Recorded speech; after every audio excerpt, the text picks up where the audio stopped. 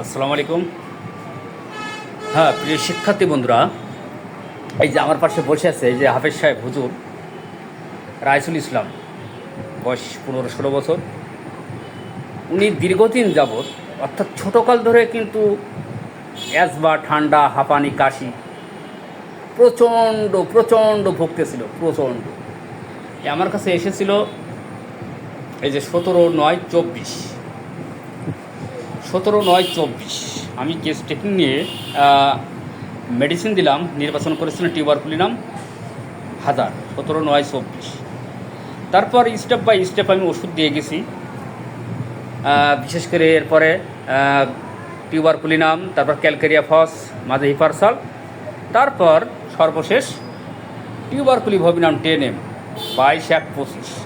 এই দেওয়ার পরে বাচ্চাটির কিন্তু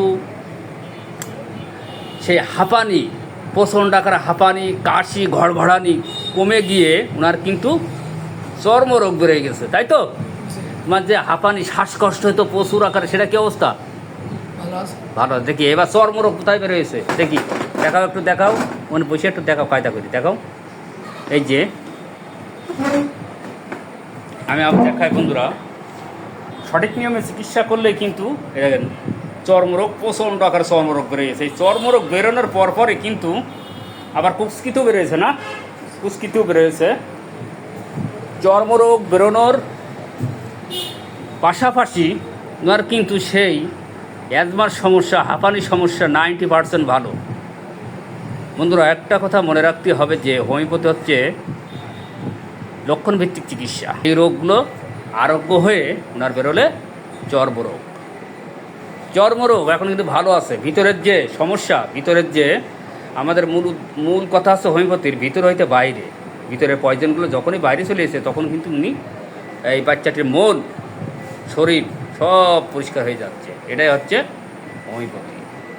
আমি ওষুধ দিয়েছিলাম টিউবারকুলিভবিনাম, ক্যালকেরিয়া ফস 1000, তারপর হিপারসাল, তারপর আবার টিউবারকুলিনাম। বাচ্চাটি কিন্তু ভালো আছে। আর মূল ওষুধ হচ্ছে ক্যালকেরিয়া ফস প্লাস এই টিউবারকুলিনাম প্লাস এই ক্যালকেরিয়া ফস। প্রথমত টিউবারকুলিনাম কেন দিয়েছিলাম? চিলি পেশেন্ট, এতে সবসময় সর্দি ঠান্ডা কাশি লেগেই থাকতো। হ্যাঁ, স্টিল কনস্টিপেশন, মাংস পছন্দ, মেন্টালি উনি এমনি বুদ্ধির সাথে খুবই দুর্দান্ত, কিন্তু ফিজিক্যাল উইক, আজ এ রোগ কাল সে রোগ। মানে ভ্রমণ করতে পছন্দ করতো।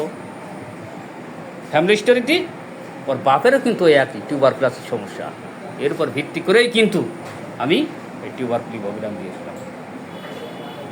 আজকে এই বাচ্চাটিকে আমি সালফার দেব। সালফার কেন দিলাম পরে বিস্তারিত আলোচনা করব।